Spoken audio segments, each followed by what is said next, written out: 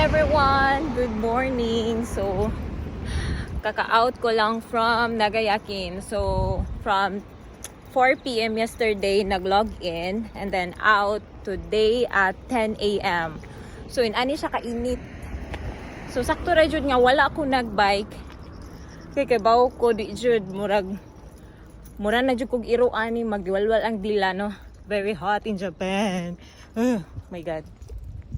So, ani na siya. Tanaw na to fine weather pero grabe ang init. Gasugod na ganig singot ang akong kuan kili-kili.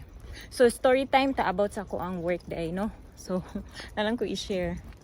So today kay ake ko meaning kanang ake is out na ko nag 10 a.m. So time check now it's around 10:15 out na ko sa work. So ang hitabo ani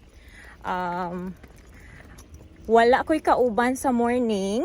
Aside from wala ko'y kauban sa morning up until jud sa alas 10, ang nikin nga mga staffs is wala ni sud. Kaya nga no, kabawa mo na ako i-share sa inyo ha.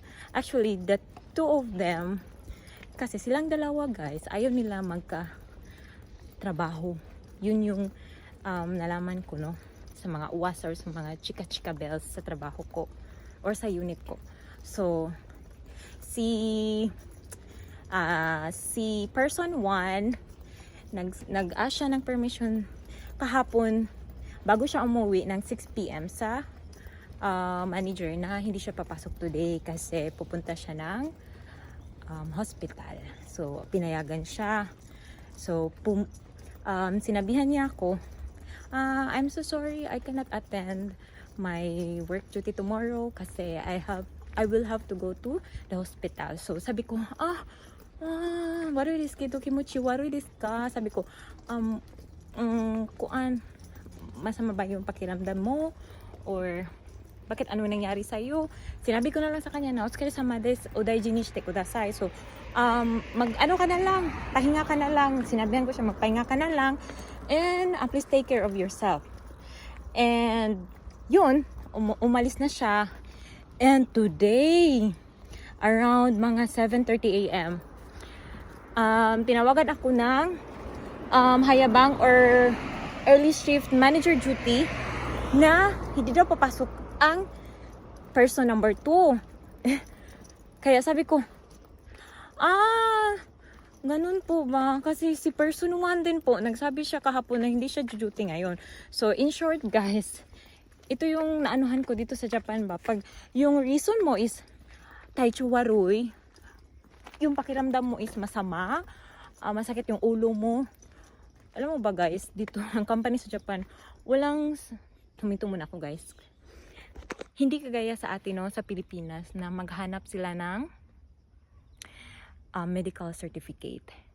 Hindi uso dito yung medical certificate. Sabi ko sa sarili ko, ay sana all. No, pinayagan lang, ganun. Pero, kaya ngayon, hindi naman ako inofera na mag-overtime or mag-duty ulit. Kasi grabe naman sila. 18 hours na yung tinrabaho ko, guys. So, ayun, yung nagtrabaho ngayon, yung iniwanan ko doon is isang matandang Nihonjin or babae na around mga 63 years old at yung floor manager namin sa group home, which is si Lola. Yun yung tawag ko sa kanya, si Lola. Si Lola na noon parang semi-bullish siya sa akin, ngayon hindi na. So shout out sa iyo Lola, I love you. Anyway, so yun lang for today's video. Lalakarin ko pa kasi yung share house ko mga 20 to 25 minutes. So it's a little exercise or walking exercise na rin. Sige, bye minasang. Thank you for watching. Bye-bye. Walang edit-edit na video na to guys.